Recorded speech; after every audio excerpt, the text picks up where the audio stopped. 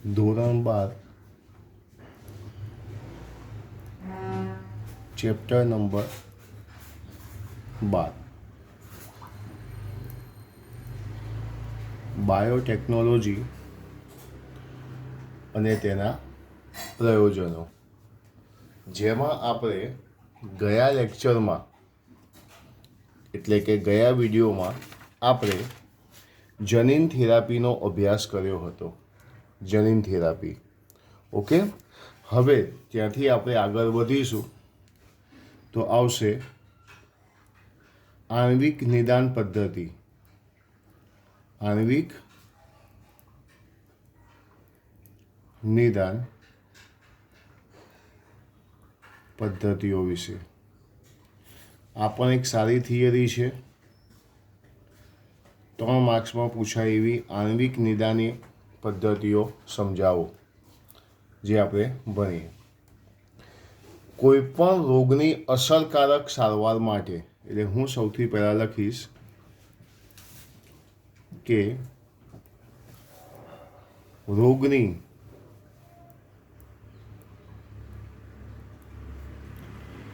અસરકારક સારવાર માટે, રોગની અસરકારક સારવાર માટે તેનું પ્રારંભિક નિદાન, તેનું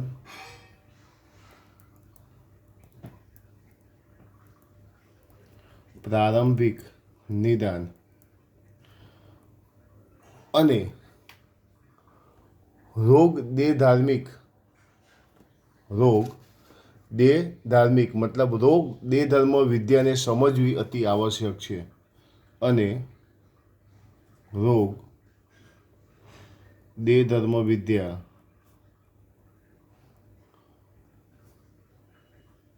ને સમજવી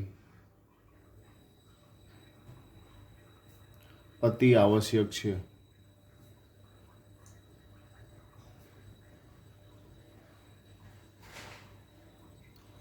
ફરીથી એકવાર, રોગની અસરકારક સારવાર માટે તેનું પ્રારંભિક નિદાન અને રોગ દેહધર્મ વિદ્યાને સમજવી અતિ આવશ્યક છે. ઉપચાર નિદાનની પરંપરાગત પદ્ધતિઓ. ઉપચાર એટલે કે નિદાનની પરંપરાગત પદ્ધતિઓ.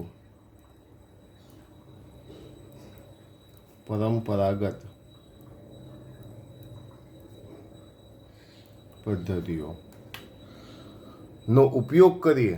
જે વર્ષો જૂની પરંપરાગત પદ્ધતિઓ છે, જો તેનો આપણે ઉપયોગ કરીએ તો પ્રારંભિક નિદાન મેળવવું શક્ય નથી.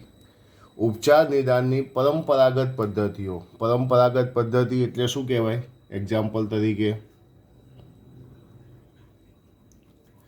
મેં અહીંયા લખ્યું સીરમ અને મૂત્ર વિશ્લેષણ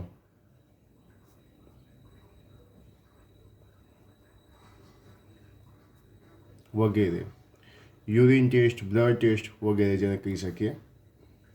ઉપચાર નિદાનની પરંપરાગત પદ્ધતિઓનો ઉપયોગ કરીને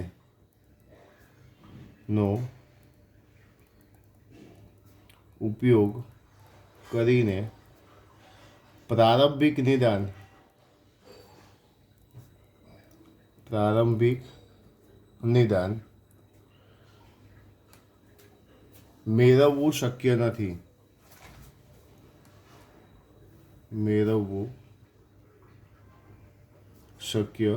પ્રારંભિક નિદાન જે છે એ પરંપરાગત પદ્ધતિઓનો ઉપયોગ કરીને મેળવી શકાતું નથી. પ્રારંભિક નિદાન કરવા માટે પ્રારંભિક નિદાન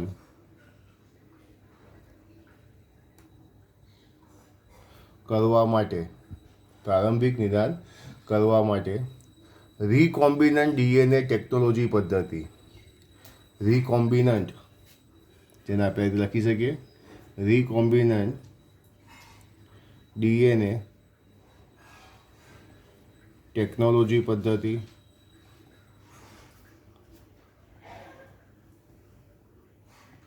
પીસીઆર પદ્ધતિ. પીસીઆર એટલે પોલિમરેઝ ચેન રિએક્શન પદ્ધતિ. રિકોમ્બિનન્ટ ડીએનએ ટેકનોલોજી પદ્ધતિ, પીસીઆર પદ્ધતિ તથા એલિઝા પદ્ધતિ. એલિઝા પદ્ધતિ. એલિઝાનું ફૂલ ફોર્મ આપણે આગળ જોઈ ગયા. Enzyme linker immuno absorbed assay. ELISA પદ્ધતિનો ઉપયોગ થાય છે.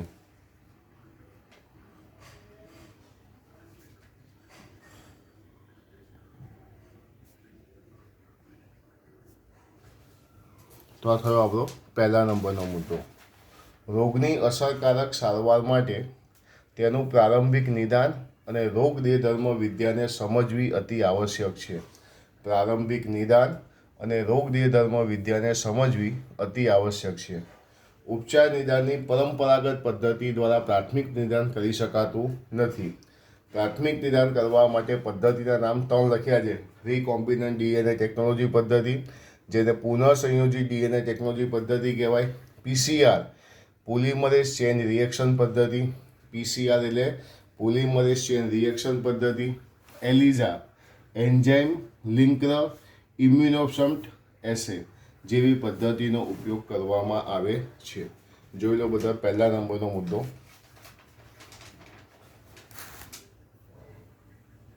પહેલો મુદ્દો આખો જોઈ લો. આણ્વિક નિદાન પદ્ધતિઓ. હવે આપણે જે 3 પદ્ધતિ જે છે એ 3 પદ્ધતિને વન બાય વન આપણે જોવાની છે. પીસીઆર પદ્ધતિ છે, રિકોમ્બિનન્ટ ડીએનએ ટેકનોલોજી પદ્ધતિ છે અને એલિઝા પદ્ધતિ.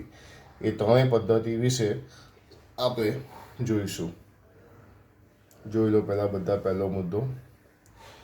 હવે પછીનો જે સૌથી પહેલાં આપણે જોઈશું પીસીઆર પદ્ધતિ છે, કે જે પીસીઆર છે પોલિમરેઝ ચેન રિએક્શન પદ્ધતિ જે છે એના વિશે આપણે જોવાનું છે.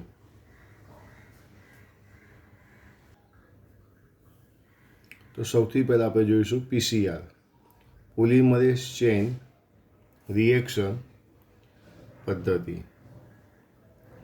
પોલિમરેઝ ચેન રિએક્શન પદ્ધતિ પીસીઆર પદ્ધતિ વિશે સમજો ખાસ બધા. રોગકારકો કયા કયા બેક્ટેરિયા કે વાયરસ ની હાજરીની જાણ આપણને ત્યારે જ થાય છે. બેક્ટેરિયા કે વાયરસની હાજરીની જાણ આપણને ત્યારે જ થાય છે કે તેના દ્વારા ઉત્પન્ન થતા રોગના લક્ષણો જોવા મળે. જ્યારે આપણને રોગના લક્ષણો જોવા મળે ત્યારે જ આપણને ખબર પડે છે કે બેક્ટેરિયા કે વાયરસની હાજરી આપણા શરીરની અંદર છે. પણ જ્યાર સુધી રોગના લક્ષણો જોવા મળે ત્યાં સુધી રોગકારકોની સંખ્યા ખૂબ જ વધી ગઈ હોય છે. રોગકારકોની સંખ્યા ખૂબ જ વધી ગઈ હોય છે. તો આવા જે રોગકારકો વાયરસ છે, બેક્ટેરિયા છે, જ્યારે શરીરમાં ઓછી સંખ્યામાં હોય અને ખબર હોય કે આ રોગ કરવાના છે, તો તેની અગાઉથી જાણ કરવા માટે કઈ પદ્ધતિ વપરાય છે? પીસીઆર પદ્ધતિ વપરાય છે. કઈ પદ્ધતિ? પીસીઆર પદ્ધતિ. તો પીસીઆર પદ્ધતિની અંદર હું સૌથી પહેલાં એવું લખીશ નંબર 1 રોગકારકો. તો રોગકારકો કયા કયા? તો રોગકારકોમાં લખીશ બેક્ટેરિયા,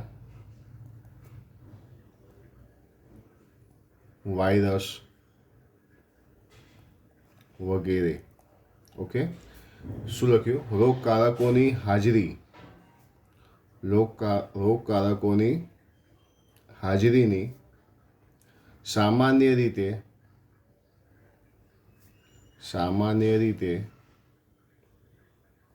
જાણ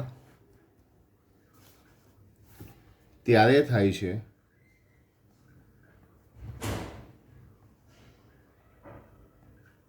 જ્યારે તેના દ્વારા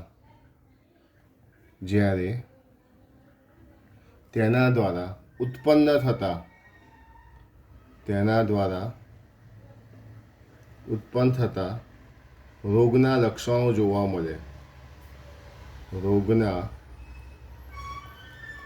લક્ષણો જોવા મળે. રોગકારકો એટલે કે કયા કયા? બેક્ટેરિયા, વાયરસ વગેરે ના હાજરીની સામાન્ય રીતે જાણ ત્યારે જ થાય છે જ્યારે તેના દ્વારા ઉત્પન્ન થતા રોગના લક્ષણો જોવા મળે, પરંતુ તે સમય સુધી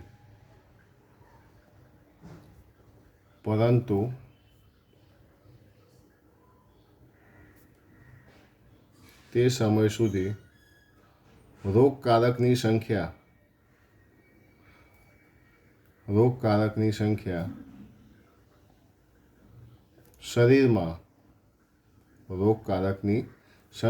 શરીરમાં પહેલાંથી ઘણી વધી ચૂકી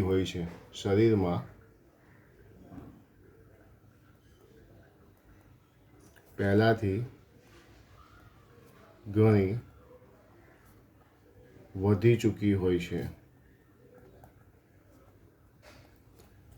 રોગકારકોની હાજરીની સામાન્ય રીતે જાણ તો ત્યારે જ થાય કે જ્યારે તેના દ્વારા ઉત્પન્ન થયેલા રોગના લક્ષણો જોવા મળે, પરંતુ તે સમય સુધી રોગકારકોની સંખ્યા શું હોય છે? ખૂબ જ વધી ગઈ હોય છે. જ્યારે બહુ ઓછી સંખ્યામાં, આ ખાસ ધ્યાન આપજો, જ્યારે બહુ ઓછી સંખ્યામાં બેક્ટેરિયા અથવા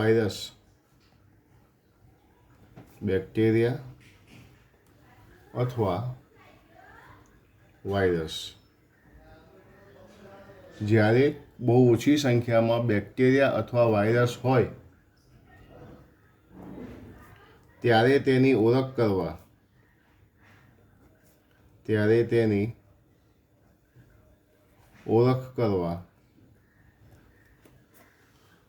પીસીઆર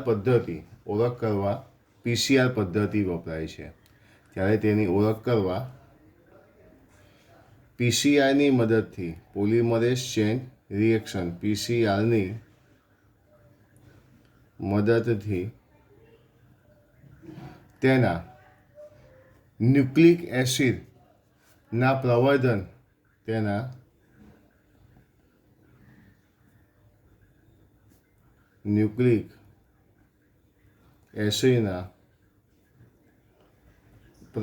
દ્વારા કરી શકાય છે.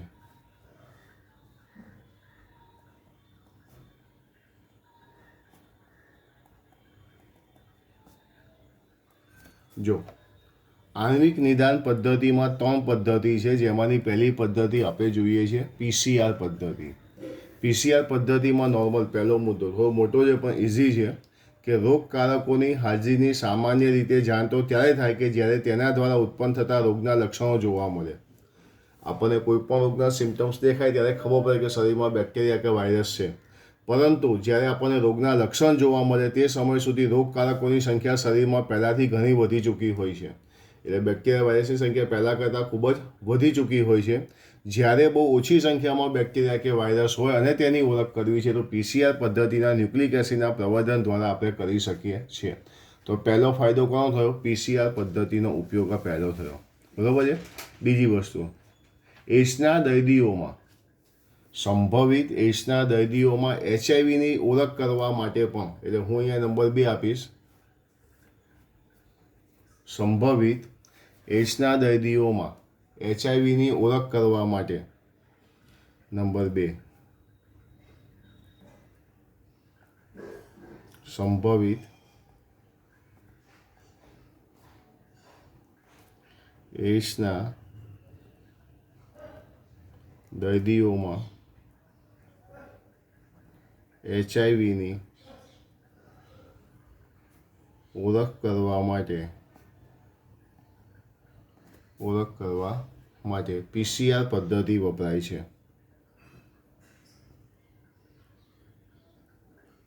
પીસીઆર પદ્ધતિ વપરાય છે. ચલો, પીસીઆર પદ્ધતિનો બીજો ઉપયોગ, સંભવિત એઇડ્સના દર્દીઓમાં એચઆઈવીની ઓળખ કરવી છે, તો એચઆઈવીની ઓળખ કરવા માટે પીસીઆર પદ્ધતિનો ઉપયોગ થાય છે. ઓકે, તો પહેલો અને બીજો મુદ્દો. હવે ત્રીજો મુદ્દો જોઈએ. ચલો, હવે જોઈશું ત્રીજો મુદ્દો પીસીઆર પદ્ધતિનો, કે જેમાં લખીશું કેન્સર સંભવિત દર્દીઓના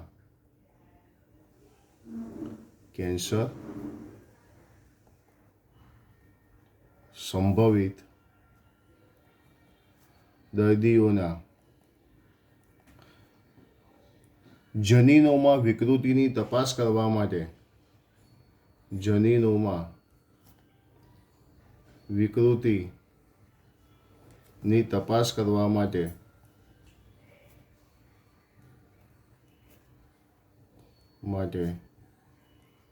પણ પીસીઆર પદ્ધતિ ઉપયોગી છે. પીસીઆર પદ્ધતિ ઉપયોગી છે. ઓકે, કેન્સર સંભવિત દર્દીઓમાં જનીનોના વિકૃતિની તપાસ કરવા માટે પણ પીસીઆર પદ્ધતિ ઉપયોગી છે. તો ફરીથી એકવાર પીસીઆર પદ્ધતિ, જે આણ્વિક નિદાન પદ્ધતિની 3 પદ્ધતિ છે, જેમાં પહેલી કઈ હતી? પીસીઆર પદ્ધતિ. પીસીઆર પદ્ધતિની અંદર આપણે 3 મુદ્દા જોયા, બરાબર છે. ફરીથી એકવાર તમારે જો ટેક્સ્ટબુક હોય તો ટેક્સ્ટબુકમાંથી પણ જોજો.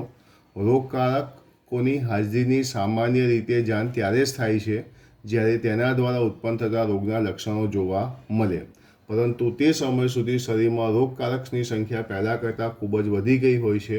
જ્યારે બહુ ઓછી સંખ્યાની અંદર રોગકારકો હોય અને તેની તપાસ કરવી છે, બરાબર છે, તેની ઓળખ કરવી છે, ત્યારે પીસીઆર પદ્ધતિની મદદથી ન્યુક્લિક એસિડના પ્રવર્ધન દ્વારા મેળવી શકાય છે. સંભવિત એઇડ્સના દર્દીઓમાં એચઆઈવીની ઓળખ કરવા માટે પણ પીસીઆર પદ્ધતિ વપરાય છે. કેન્સર સંબંધિત દર્દીઓમાં જનીનોમાં વિકૃતિની તપાસ કરવા માટે પણ પીસીઆર પદ્ધતિનો ઉપયોગ થાય છે. તો જોઈ લો બધા, પહેલો, બીજો અને ત્રીજો મુદ્દો પીસીઆર પદ્ધતિ. તમને પૂછાય આણ્વિક નિદાન પદ્ધતિઓના નામ આપી પીસીઆર પદ્ધતિ બનાવો, તો તમે પહેલો પેરેગ્રાફ આખો લખવાનો, પહેલો મુદ્દો અને પીસીઆર પદ્ધતિ વિશે સમજાવવાનું. જોઈ લો બધા, પહેલો પેરેગ્રાફ.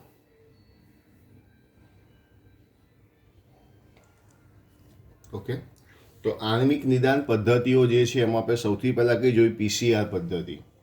હવે પીસીઆર પદ્ધતિ પછી 3 પદ્ધતિ હતી: રિકોમ્બિનન્ટ ડીએનએ ટેકનોલોજી પદ્ધતિ, પીસીઆર પદ્ધતિ અને એલિઝા પદ્ધતિ, જેમાં પીસીઆર પદ્ધતિ વિશે મેં તમને માહિતી આપી. હવે આપણે જોઈશું રિકોમ્બિનન્ટ એટલે કે પુનઃ સંયોજિત ડીએનએ ટેકનોલોજી પદ્ધતિ. પીસીઆર પદ્ધતિમાં જો આપણે લગભગ 3 મુદ્દા લખ્યા. પહેલો મુદ્દો પાડ્યો, એના પછી આપણે બીજા નંબરનો મુદ્દો લખ્યો, ત્રીજો મુદ્દો લખ્યો. પણ હવે જે રીતે આપણે પીસીઆર પદ્ધતિ જોઈએ એવી રીતે આપણે રિકોમ્બિનન્ટ ડીએનએ ટેકનોલોજી પદ્ધતિ જોઈશું. તો રિકોમ્બિનન્ટ ડીએનએ ટેકનોલોજી પદ્ધતિ એટલે શું કહેવાય છે? એને પુનઃ સંયોજિત પદ્ધતિ, જેને શું કહેવામાં આવે છે? પુનઃ સંયોજિત પદ્ધતિ. તો આપણે એના વિશે જોઈએ. તો અહીંયા લખીશ રિકોમ્બિનન્ટ ડીએનએ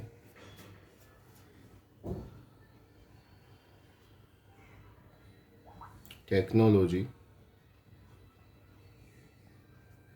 પદ્ધતિ. રિકોમ્બિનન્ટ એટલે કે પુનઃ સંયોજિત ડીએનએ ટેકનોલોજી પદ્ધતિ. સમજો ખાસ બધા. પીસીઆર પદ્ધતિની અંદર 3 ઉપયોગ હતા. અહીંયા ખાલી એક નોર્મલ વસ્તુ છે, એક શૃંખલાવાળો ડીએનએ. અહીંયા જણાવજો,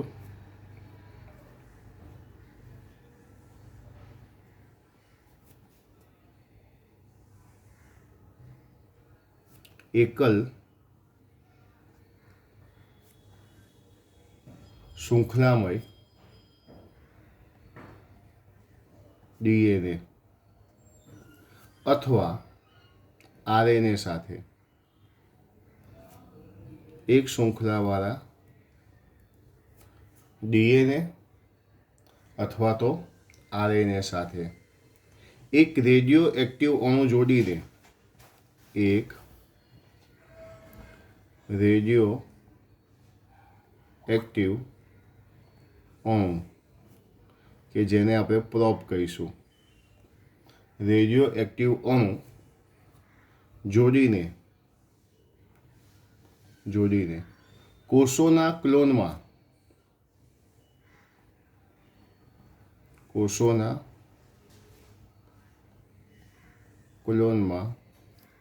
તેના પૂરક ડીએનએ સાથે, તેના પૂરક ડીએનએ સાથે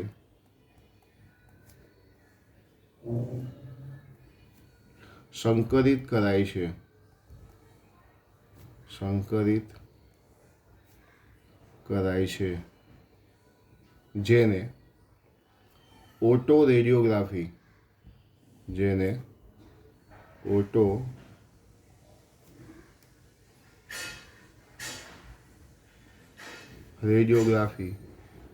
તરીકે ઓળખવામાં આવે છે.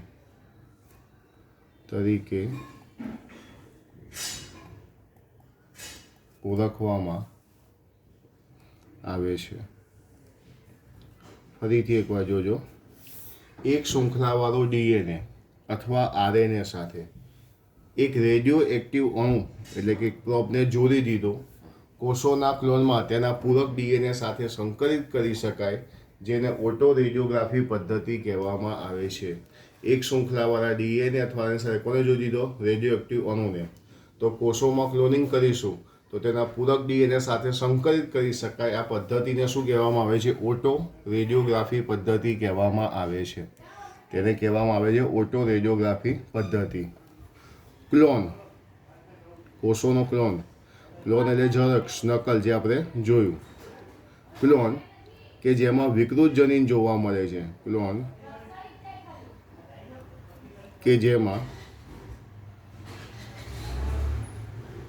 વિકૃત જનીન જોવા મળે છે. તે ફોટોગ્રાફિક પ્લેટ ઉપર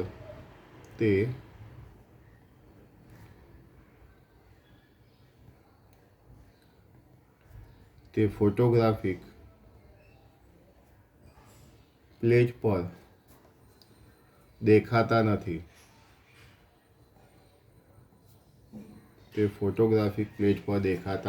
ક્લોન કે જેમાં વિકૃત જનીન જોવા મળે છે તે ફોટોગ્રાફિક પ્લેટ પર દેખાતા નથી, કારણ કે પ્રોબ અને વિકૃત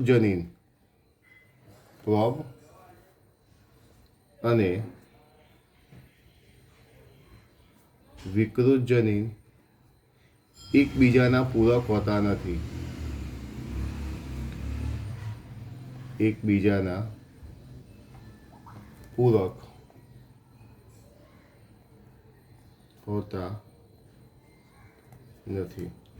આ થઈ ગઈ ડીએનએ ટેકનોલોજી પદ્ધતિ. રિકોમ્બિનન્ટ ડીએનએ ટેકનોલોજી પદ્ધતિ, પુનઃસંયોજિત ડીએનએ ટેકનોલોજી પદ્ધતિ.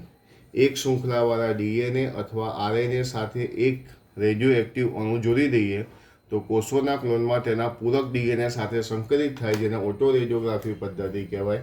ક્લોન કે જેમાં વિકૃત જનીન જોવા મળે છે તે ફોટોગ્રાફિક પ્લેટ ઉપર જોવા મળતા નથી, કારણ કે પ્રોબ અને વિકૃત જનીન એકબીજાના ક્યારેય પૂરક હોતા નથી.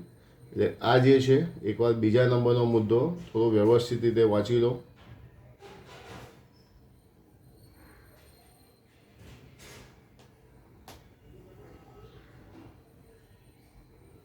પહેલાં આપણે જોઈ પીસીઆર પદ્ધતિ. પછી આવી રિકોમ્બિનન્ટ ડીએનએ ટેકનોલોજી પદ્ધતિ, અને હવે આપણી જોડે બાકી છે એલિઝા પદ્ધતિ. પણ રિકોમ્બિનન્ટ ડીએનએ ટેકનોલોજી પદ્ધતિ એકવાર ફરી જોઈ લો.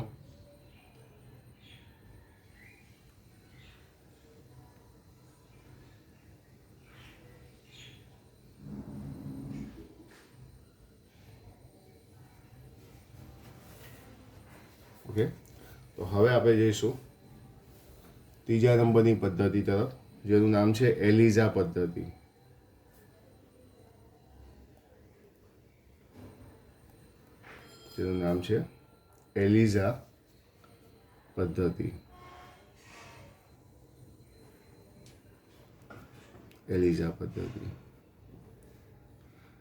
આ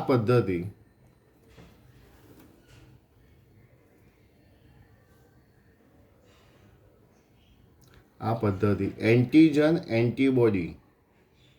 એન્ટીજન કે જે આપણા શરીર માટે નુકસાનકારક છે અને એન્ટીબોડી કે જે શરીરનું રક્ષણ કરે છે.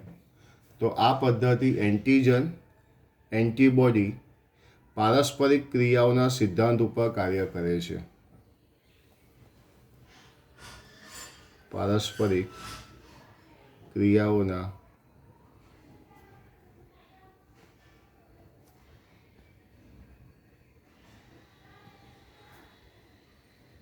સિદ્ધાંત પર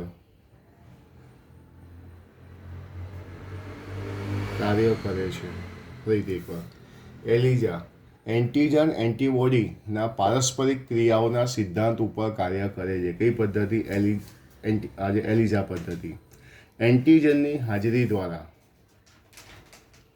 સમજો, એન્ટીજનની હાજરી દ્વારા, એન્ટીજન મતલબ ફરી કહું છું, શરીરને જે નુકસાન કરે છે, રોગો પેદા કરે છે તે, એન્ટીજનની હાજરી દ્વારા અથવા રોગકારકોના વિરુદ્ધ સંશ્લેષિત એન્ટીબોડી દ્વારા, અથવા રોગકારકોના વિરુદ્ધ કે જેનાથી રોગ થાય છે તેના વિરુદ્ધ સંશ્લેષિત એન્ટીબોડી દ્વારા, સંશ્લેષિત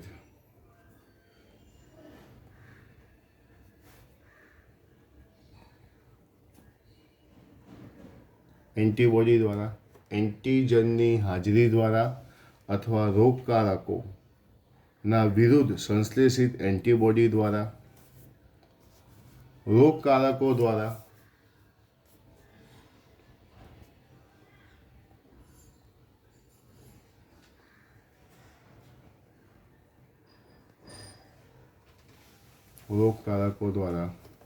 ઉત્પન્ન થતા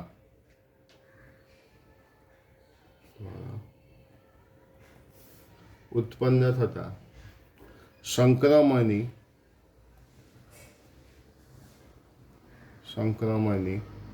ચકાસણી કરવા માટે વપરાય છે. ચકાસણી કરવામાં આવે છે, મતલબ એની ચકાસણી કરવા માટે. એલિઝા પદ્ધતિ, ઇન શોર્ટ એક જ વસ્તુ, એલિઝા પદ્ધતિ શું કહેવાય? તો એન્ટીજન અને એન્ટીબોડીની પરખ કરવા માટે વપરાય છે એલિઝા પદ્ધતિ. આ પદ્ધતિ એન્ટીજન એન્ટીબોડી પારસ્પરિક ક્રિયાના સિદ્ધાંત ઉપર કાર્ય કરે છે. એન્ટીજનની હાજરી, એન્ટીજન્સમાં પ્રોટીન આવે, ગ્લાયકોપ્રોટીન આવે, એન્ટીજનની હાજરી દ્વારા અથવા રોગકારકોના વિરુદ્ધ સંશ્લેષિત એન્ટીબોડી દ્વારા, એન્ટીજન દ્વારા કે એન્ટીબોડી દ્વારા રોગકારકો દ્વારા ઉત્પન્ન થતા સંક્રમણની ચકાસણી કરવામાં તેનો ઉપયોગ થાય છે. એલિઝા પદ્ધતિ. ખાલી પહેલો મુદ્દો લખો તો પણ ચાલે કે આ પદ્ધતિ એન્ટીજન એન્ટીબોડી પારસ્પરિક ક્રિયાઓના સિદ્ધાંત ઉપર કાર્ય કરે છે. એટલે આ જે થઈ આણ્વિક નિદાન પદ્ધતિ, તો આણ્વિક નિદાન પદ્ધતિઓમાં 3 પદ્ધતિ આપણે જોઈ. પહેલી કઈ હતી? પીસીઆર પદ્ધતિ ભણ્યા, પોલિમરેઝ ચેન રિએક્શન પદ્ધતિ. બીજા નંબરમાં આપણે જોઈ રિકોમ્બિનન્ટ ડીએનએ ટેકનોલોજી પદ્ધતિ, અને ત્રીજી જોઈ એલિઝા પદ્ધતિ. એ 3 પદ્ધતિની અંદર શક્યતા ઓછી જે થિયરીમાં પૂછાય, પણ શોર્ટ ક્વેશ્ચન ગમે તે આવે તો આપણે લખી શકીએ. એકવાર 3 પદ્ધતિ ફરીથી એકવાર એલિઝા પદ્ધતિ વાંચી જાઓ. આ પદ્ધતિ એન્ટીજન એન્ટીબોડી પારસ્પરિક ક્રિયાઓના સિદ્ધાંત ઉપર કાર્ય. એન્ટીજન એન્ટીબોડી આવે ત્યાં કઈ પદ્ધતિ આવશે? એલિઝા પદ્ધતિ. ઓટો રેડિયોગ્રાફી શબ્દ આવે ત્યાં કઈ આવશે? આ ડીએનએ ટેકનોલોજી પદ્ધતિ. ઓકે, ફોટોગ્રાફિક પ્લેટ ને બધું. જ્યારે પીસીઆર પદ્ધતિ, તો પીસીઆર પદ્ધતિ રોગકારકોની હાજરી પ્રથમ અવસ્થામાં જાણવા માટે, ઓછી સંખ્યામાં હોય ત્યારે જ જાણવી હોય તો એનો ઉપયોગ થાય છે. સેકન્ડ નંબરમાં મેં તમને એવું કીધું, એસના દર્દીઓમાં એચઆઈવીની ઓળખ કરવી છે તો તેનો ઉપયોગ થાય છે. અને કેન્સર સંભવિત દર્દીઓના જનીનોમાં વિકૃતિની તપાસ કરવી છે તો પીસીઆર પદ્ધતિનો ઉપયોગ થાય છે. તો આણ્વિક નિદાન કસોટીઓ અથવા આણ્વિક નિદાન પદ્ધતિઓ, તો આપણે સૌથી પહેલાં જોયું કે રોગની અસરકારક સારવાર માટે તેનું પ્રારંભિક નિદાન અને તેની રોગ દેહધર્મ વિદ્યાને સમજવી અતિ આવશ્યક છે. ઉપચાર નિદાનની પરંપરાગત પદ્ધતિનો ઉપયોગ પ્રારંભિક નિદાન માટે થતો નથી. તો પ્રારંભિક નિદાન માટે અત્યારે હાલમાં કઈ પદ્ધતિ વપરાય? તો હાલમાં જે પદ્ધતિ વપરાય છે 3 પદ્ધતિ છે. પીસીઆર પદ્ધતિ એટલે કે પોલિમરેઝ ચેન રિએક્શન પદ્ધતિ, રિકોમ્બિનન્ટ ડીએનએ ટેકનોલોજી પદ્ધતિ, અને ત્રીજી વપરાય છે એલિઝા પદ્ધતિ. આ 3 પદ્ધતિ તમારે જોવાની છે અને એકવાર ચોપડીમાંથી પણ વાંચવાની છે. આની જે પીડીએફ તમને મોકલું એમાંથી પણ જોઈ લેજો અને ચોપડામાં એકવાર તમારે લખવાની છે.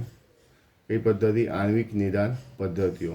આ સાથે 12.2નો જે ટોપિક જે છે ઔષધોમાં જૈવ તકનિકનું પ્રયોજન એ પૂરો થાય છે, જેમાં આપણે જનીનિક ઇજનેરી ઇન્સ્યુલિન ભણ્યા, જનીન થેરાપી ભણ્યા અને હવે આણ્વિક નિદાન પદ્ધતિનો અભ્યાસ કર્યો. મતલબ 12.2 વાળો જે ટોપિક જે છે એ અહીં આપણો પૂરો થાય છે.